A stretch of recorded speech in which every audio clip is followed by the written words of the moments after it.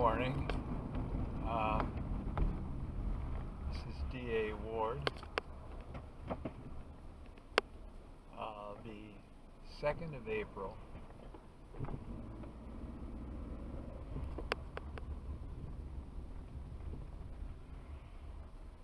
(2002), 2021.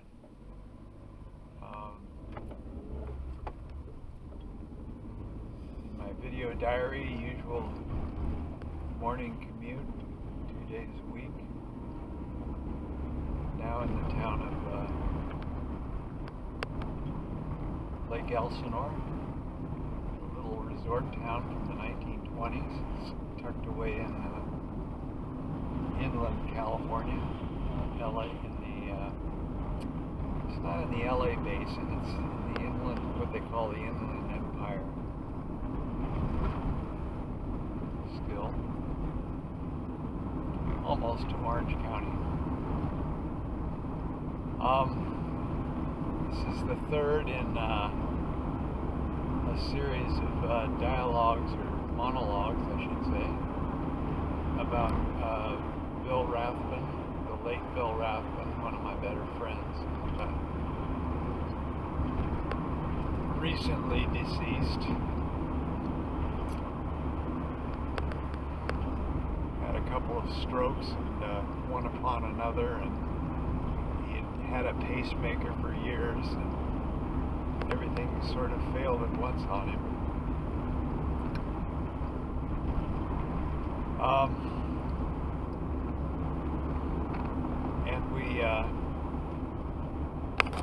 He didn't die immediately. He hung in there, and people rallied around him, including his brother Bob's daughter, Heather,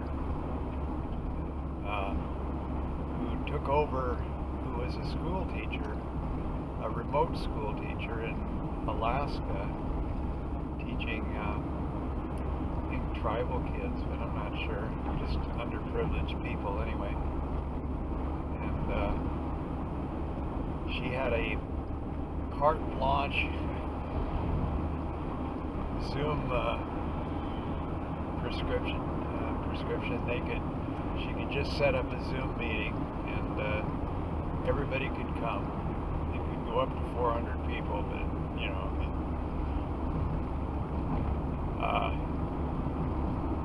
And she just left it open for anybody to come. And so Bill sat in bed, or lay in bed, and occasionally got someone to help him to a seat at the table in the front room of their house in Berkeley. Their house, meaning Bill Rathbun and Vita Rathbun's house.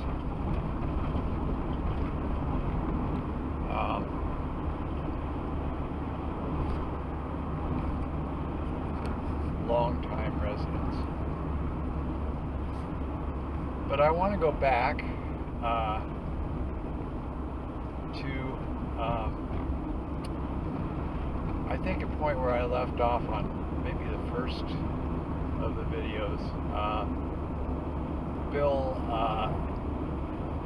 had hooked up with his brother Bob and brother Bob's wife Ann and their 3 children, and was traveling in Mexico with them, having come from Boulder, Colorado, newly graduated, and actually working at a Burroughs, or one of those companies, in the very early stages of the digital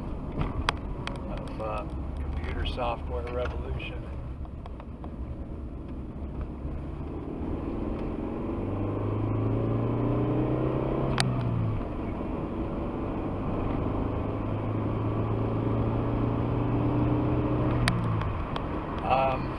And so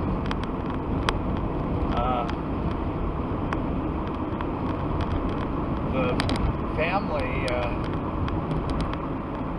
had been traveling in Mexico, finally got out of Mexico after getting trapped on a beach near, I think, Puerto Penasco, but that's just a name that came to me from the dim recesses of my memory.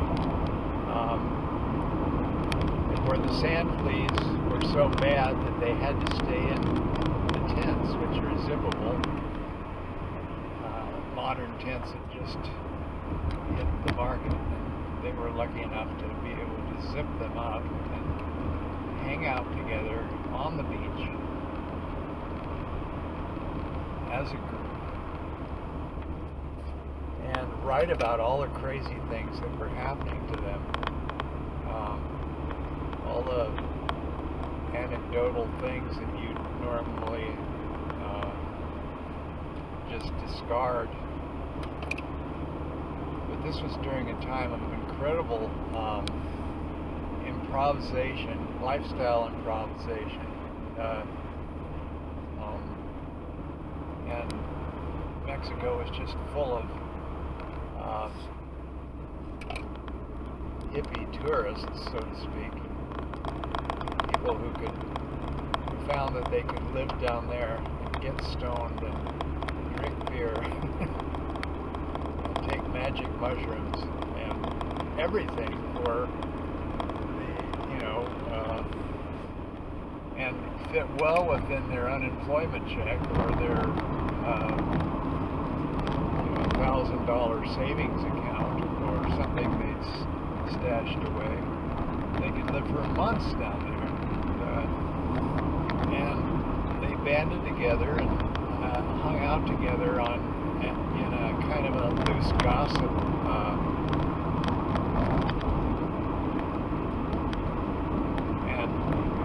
Aided by little notes on bulletin boards and public places. Some help from the media, probably.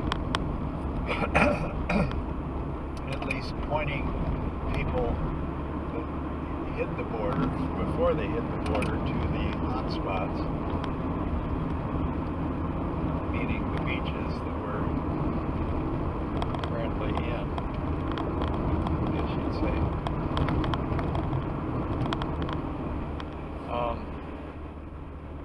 I can look at it now as a phenomenon of just another phenomenon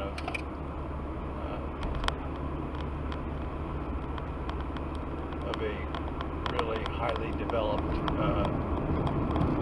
society with an infrastructure, with a strong infrastructure, interacting with a society with weakened infrastructure and a large population of subsistence farming.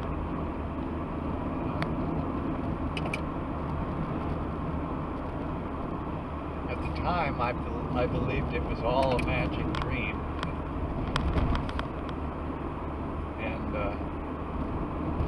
It played out in my life that way, actually. Later on, I went down to Mexico on several occasions, Volkswagen buses, with my girlfriend at the time, and reenacted and went to some of the same beaches. Fit right in to the stone hippie culture, living in palapas, camping on the beaches.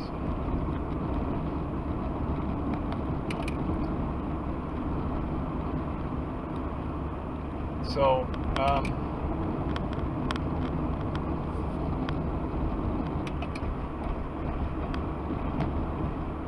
So Bill and Bob and Ann and the kids came north from Mexico and stayed at my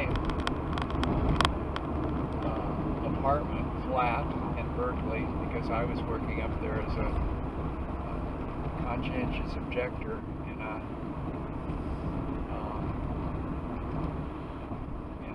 nearby hospital, washing surgical instruments.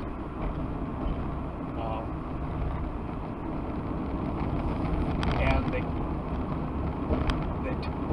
they took this manuscript that they'd made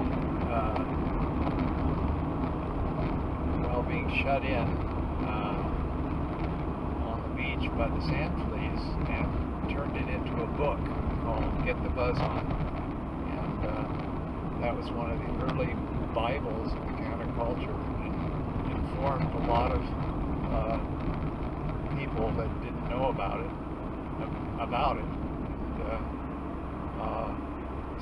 quickly sold out 10,000 copies, which is all we printed. Actually, it was printed with money from my grandfather, because while everybody was camped on our floor in Berkeley, I petitioned my grandfather to give me a loan so we could publish this book, and he did.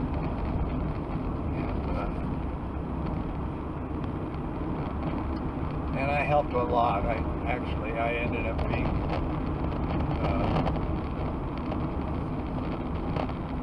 the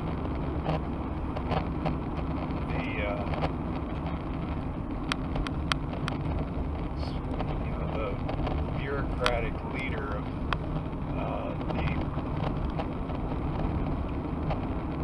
of the publication entity that we formed called Brother William Press, named after Bill.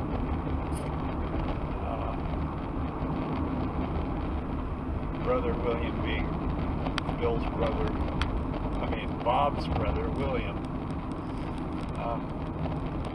So I ended up being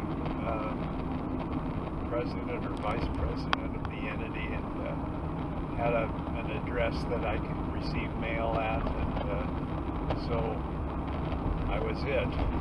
And my girlfriend, Masaye, actually in Japanese, was a really good artist.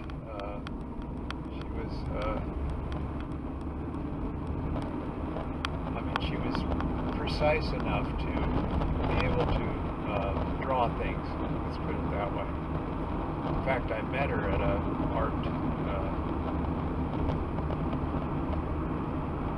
art class at UCLA, art history class. She was actually, by profession, she was an occupational therapist out of the University of Washington in Seattle, and working down at one of the rehab hospitals in Los Angeles, and taking art courses and taking drawing classes and stuff on the side.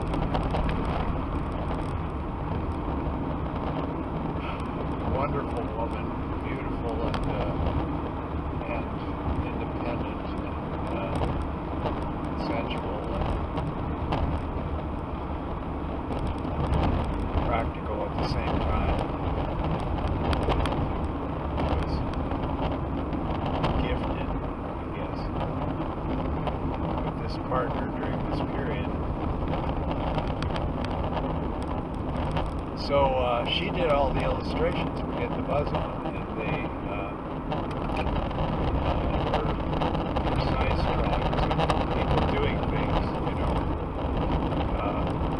not at all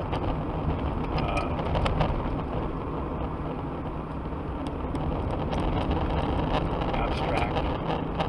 And Bob Rathbun had been studying Mainu Indian culture in the Sierra Nevadas when he was working up there as an engineer for the Oroville Dam project, Northern California, state of California project that brought water to Los Angeles, really a huge, billions and billions of dollars, which is a lot of money in those days. Berkeley Dam and the canal that snaked down the Central Valley of California ended up actually,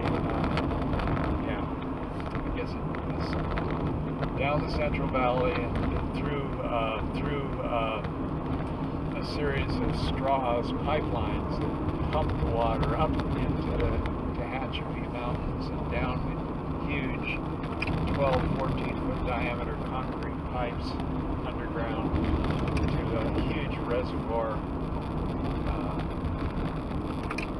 at a sufficient height above the LA basin that they could send it by gravity to almost anywhere they wanted to.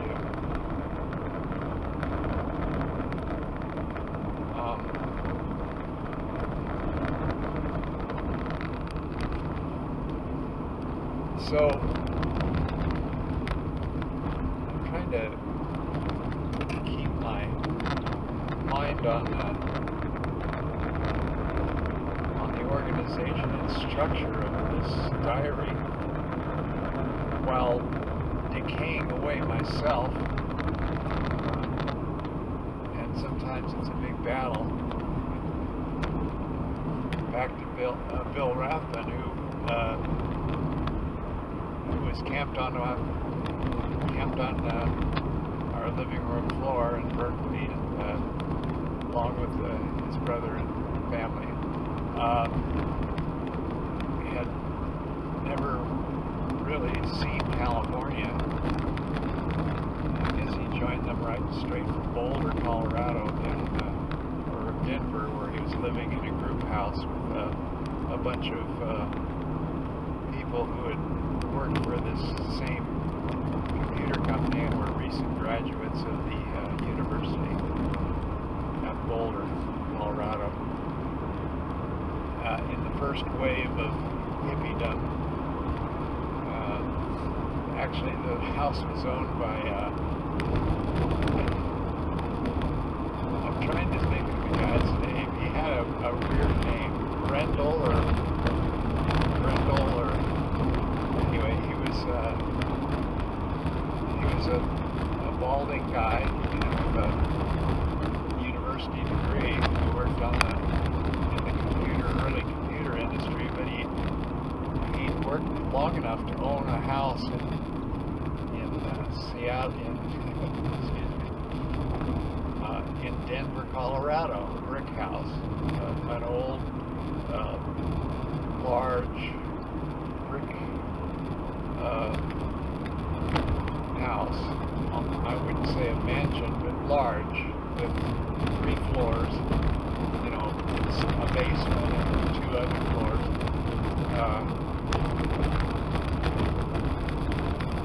Which he proceeded to rent when he quit the software game. Software at the time being mainly working in computer language, assembly languages, and C, which had just started. Anyway, he made a nest egg, bought a house, and then he started smoking marijuana and taking acid, and totally dropped out of the computer scene, and invited all his friends to stay at the house, and not just friends, but people on bulletin boards who could pay a minimal rent to live in Denver. And all sorts of people ended up in that house. It had lots of rooms. Among them, a woman named Robin, R-O-B-I-N, who became Bill's girlfriend. She had a room there. And I'm not sure where Bill was living, but anyway, when he came to Mexico and joined Bob and Ann, he abandoned that dwelling space and was just as freewheeling as anybody else in the counterculture, which was very freewheeling.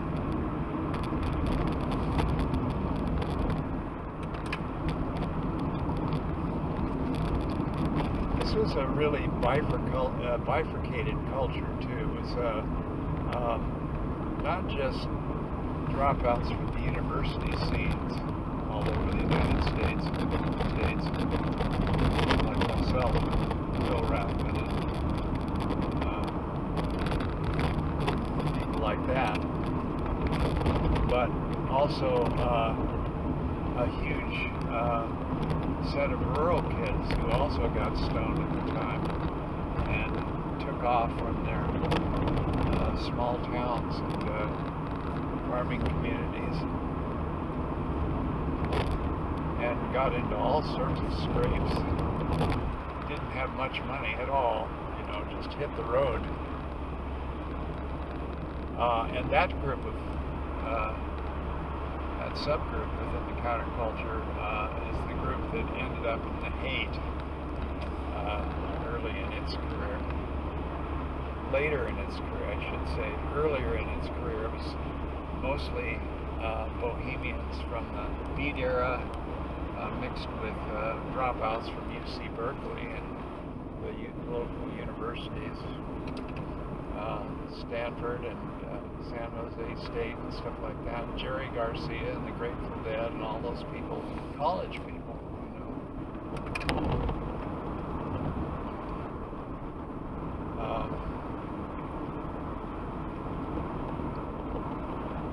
So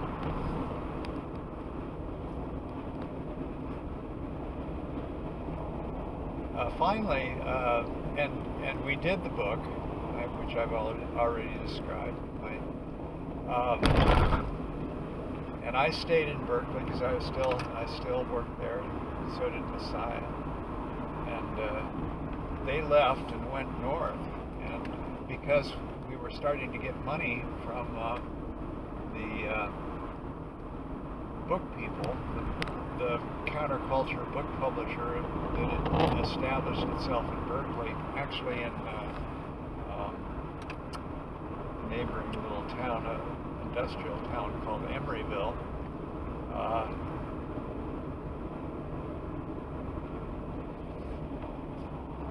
They were able to rent month to month a mansion for like, I don't know, it was an investment property owned by somebody from the intelligentsia.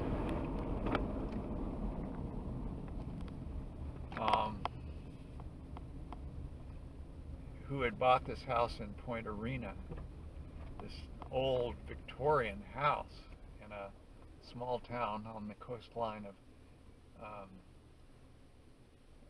Mendocino County, California, north of San Francisco, in the windy,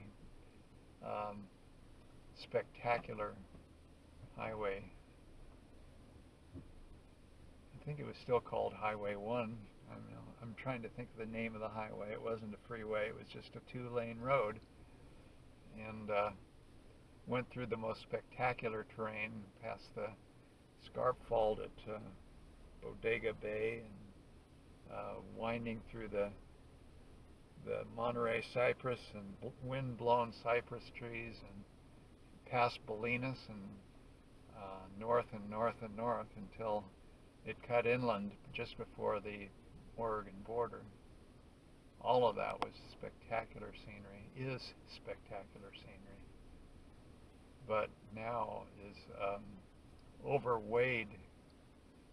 almost overwhelmed by the number of people that go there in the summer and book rooms and hotels and bed and breakfasts and trailer camping spots even. The reason I know that is we came through with our friend Andrew and Maria. I was going to do a nostalgic tour of Highway 1, and so we went up the Central Valley and stayed for a while in the mountains that divide the coastal regions from the Central Valley, and camped at a lake way up there, close to the Oregon border. Stayed near a town that used to be a Chinese camp, and And then we decided to come back on Highway 1, and so we went up and over the mountains and descended into this incredible, um, totally booked environment of people and cars. And I had to, I mean, we didn't have enough time to do it in a day, so I was heading south, so we actually had to rent a campsite at one of the established places, and that campsite, just a little patch of grass alongside the road, cost like $55, $60.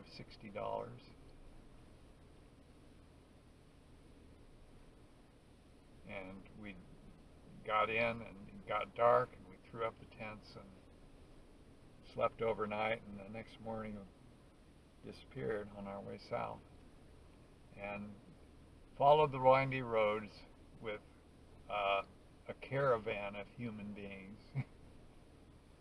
stopping in all these picturesque places that I remembered being totally empty and fogged out and just wonderful, ghostly, pristine.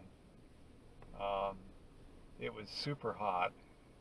There had been an enormous heat wave and everybody was crowding the balconies of trendy restaurants,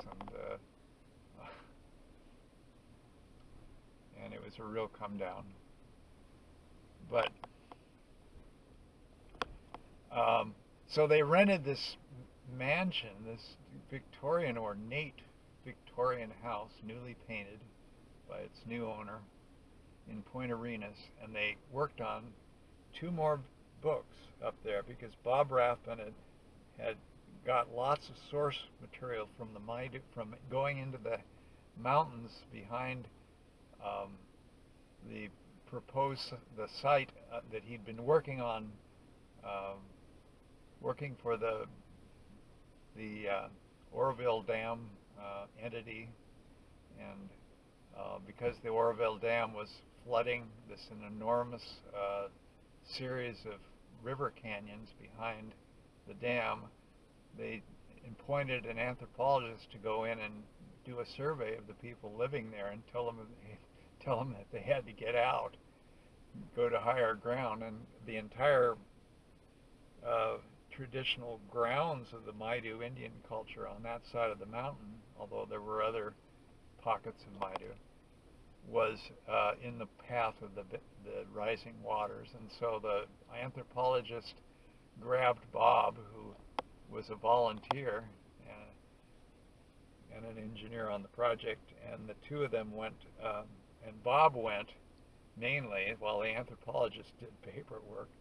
Bob went in and interviewed all the old men, Indian men, who happened to be the last people speaking Maidu, and he got very into anthropology, taking notes on sources and taking a very high-end portable tape recorder back in there and recording the songs and stories, and he just did a bang-up job. He should have been a professor because of all the stuff that he did on his own initiative while in between assignments with the engineering part of the Oroville Dam.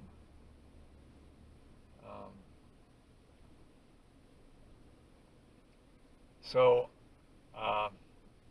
while they were at Point Arenas, including Bill, they continued working on the next 2 manuscripts, which were, there was to be a trilogy. One was Sun, Moon, and Stars, which was the Maidu creation myth as rendered by these old men. One of them, Tom Epperson, was a man who was fathered by a white man and an Indian woman, and her her parents, who were totally raised in Maidu culture, took the baby back into the back country where they lived, and the baby was raised in Maidu without, the grandfather was a shaman, and so the baby was raised as a shaman, and didn't really see white culture at all until he was school-aged anyway. And school was rather perfunctory in those far corners of the state of California in those days. So it was a prime source. It was the kind of source that, especially on shamanism, that people like Kroeber did tap in the early 1900s when they were going back in there.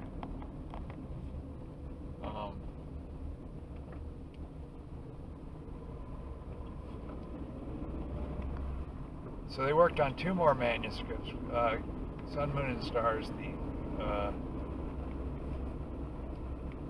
the Maidu cosmology, how the world was formed, the world maker and all of his exploits,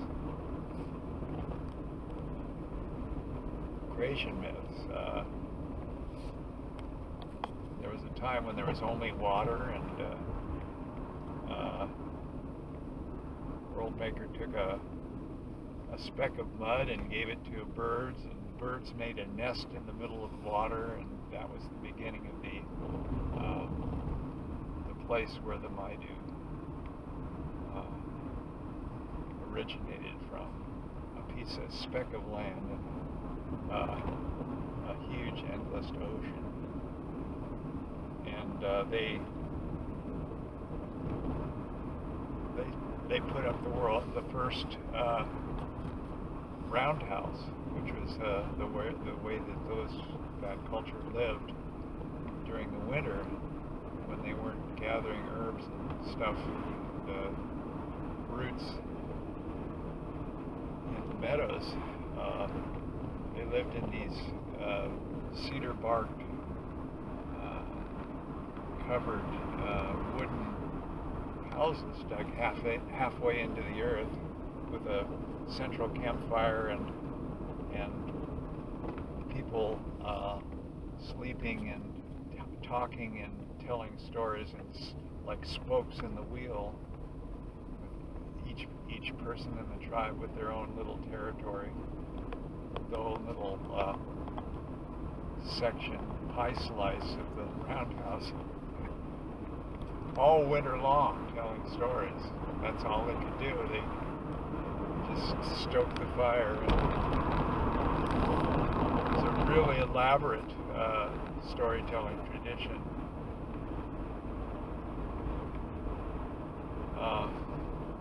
And the second book in the series was called Destruction of the People, which was also Bob's research that had to do with the interactions with the white settlers and all the local gossip from the Indians' point of view. And one of those books was, I think it was Destruction of the People. It might have been Sun, Moon, and Stars. Sun, Moon, and Stars is almost like a poem. It was wonderful. Destruction of the People was talked about all the sacred places and pictures of them, you know, and the ones that were covered over by the dam, and the stories behind them.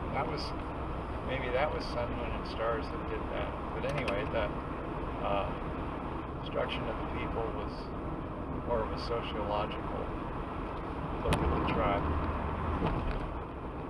And that one, I think that one is the one that, when we went to the book people one day, we found out that Harvard University had ordered 30 copies.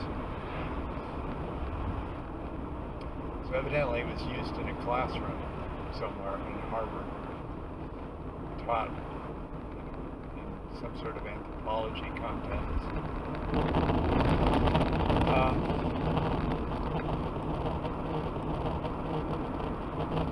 So after, but you know, the money was tight. It was like they were paying, I think, $75 a month for that mansion, month to month. And while they were up there, they were camped on the floor, and because the bedrooms were so drafty and cold, it was almost better to keep camping together on the rug, just like they did in Berkeley. Anyway, that was my impression. So we'd drive up, Masaye and I would drive up every other weekend or so, and she would work on the illustrations for the two new books, and the family would be camping around. And also a big flu epidemic. Flu came through that area, and everybody was deathly sick for a while. It was cold, damp. It wasn't the world's most ideal place. I think everybody must have been dreaming of sandflies and beaches in Mexico after a while. Then we'd drive back to Berkeley, and I would go back to work.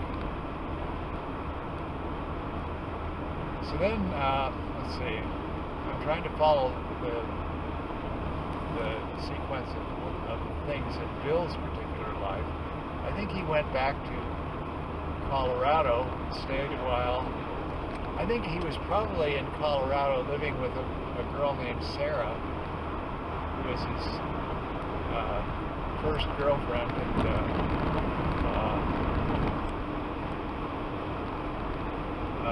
person he was living with there probably at the time. But when he came back to Colorado, he and Sarah had broken up, and he stayed at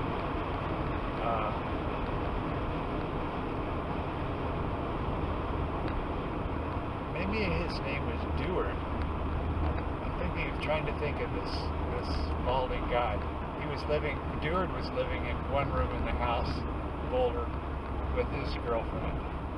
They were deeply into transcendental meditation, some guru, and they were going, you know, nightly to the chants, and the house, you know, and their part of the house was full of filmy curtains and incense and the smell of.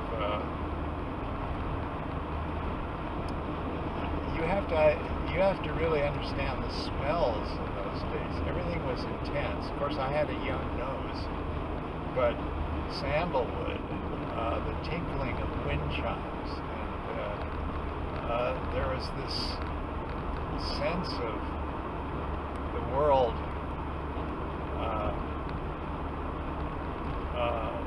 as a transient place where bigger powers were at play, you know, and the bigger powers were trying to stop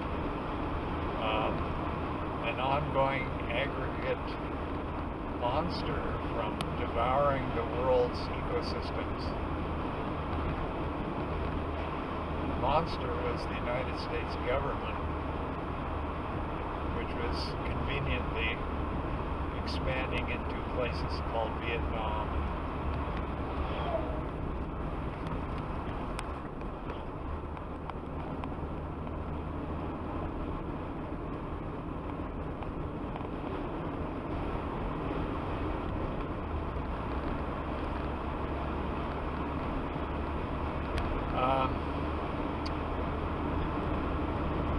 And so he stayed with Robin in her part of the house, I guess. I'm not sure though. And then he got his possessions together and moved to Berkeley. And he not only just moved to Berkeley, he got a job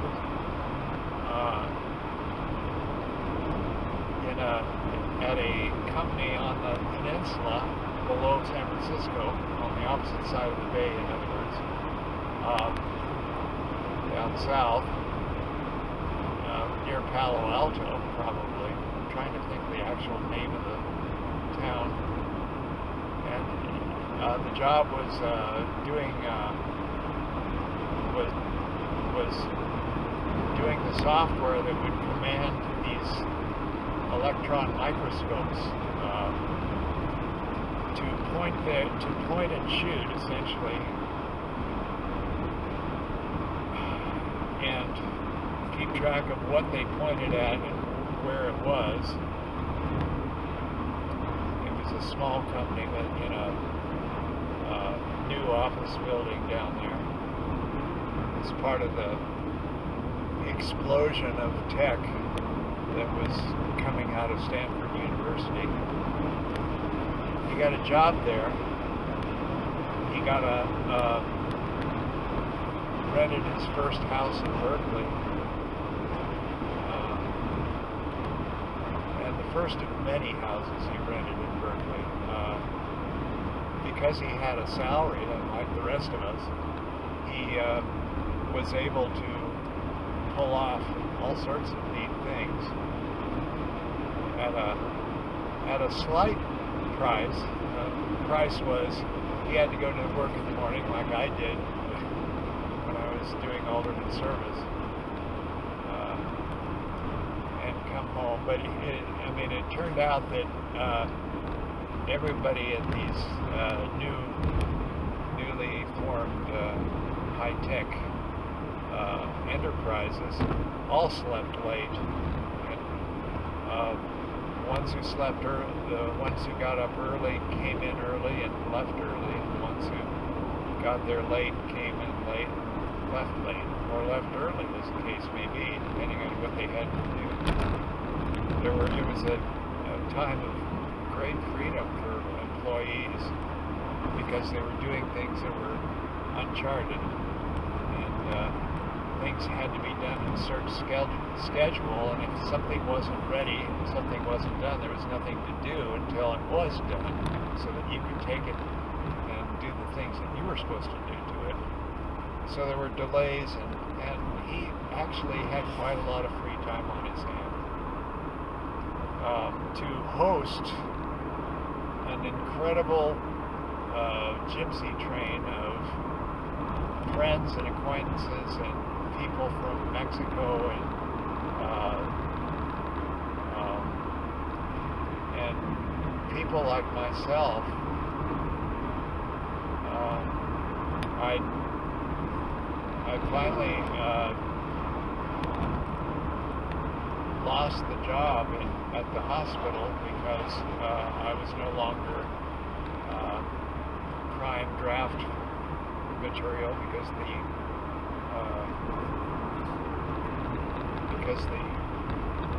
lottery number that I had, which was supposed to be in the draft pool, had never been called. And so the hospital got rid of me. That's my version of the thing anyway. And they tried to pull out without having any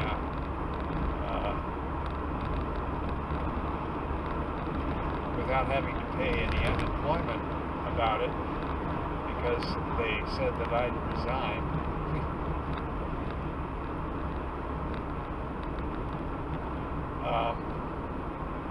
But I just happened, I lucked into somebody down at the unemployment office in Berkeley who told me that, who listened to my story and about what happened, and said that I should appeal it, and I did. So I got some income out of that, but gradually my girlfriend and I got poorer and poorer, could no longer afford the flat, so we moved into a room in another communal house in Berkeley.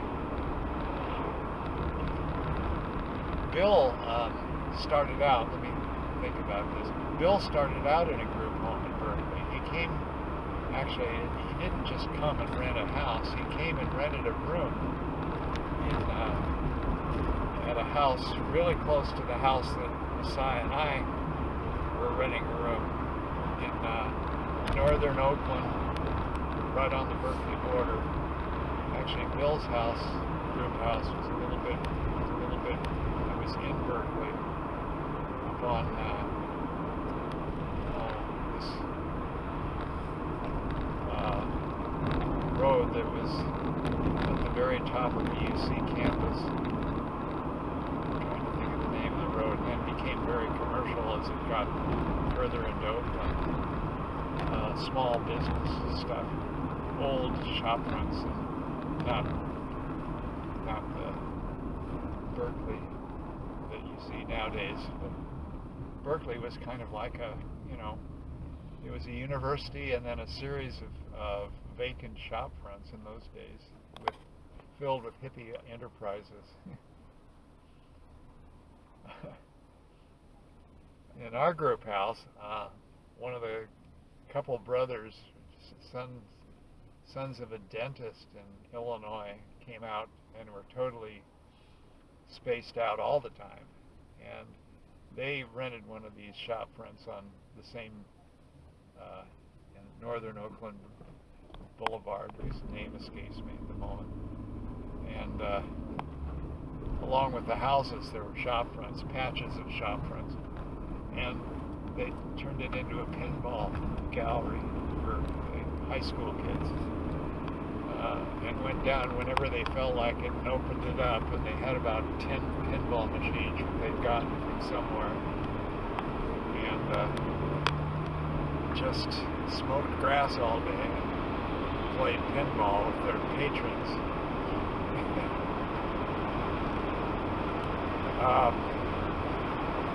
Bill's house a little more, a little less eclectic. His group house. I still remember almost everybody from that house. One was Scott, who was the son of a doctor in Palo Alto, or one of those communities up against the mountains near Palo Alto. And Scott went to the university and then quit because he decided he was going to be a craftsman. Started building things for the group house, tables, and doing joinery and furniture,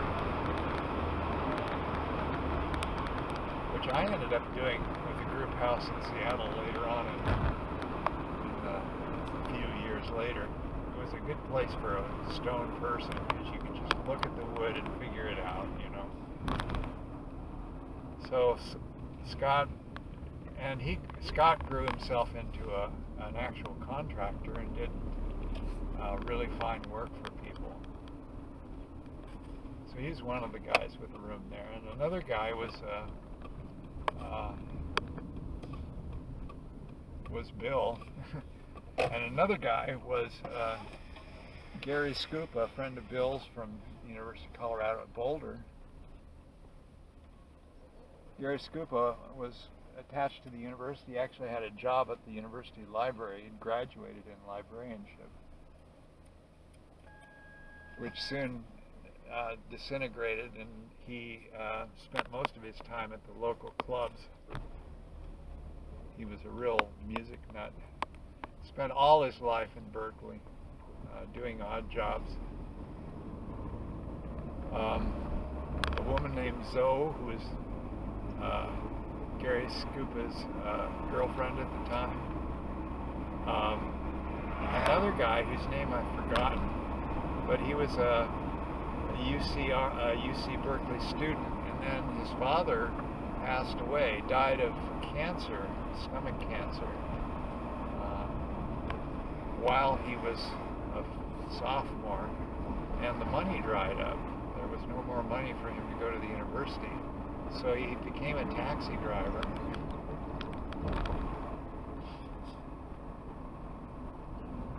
Long afternoons, no, mornings, being stoned. What in the world is going on here?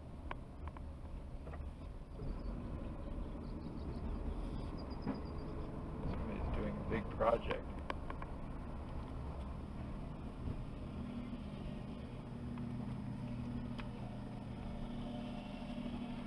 All right, so I'm at my job site. Speaking of jobs, this is D.A. Ward, continuing Bill's biography in bits and pieces. The 2nd of April 2021, signing off.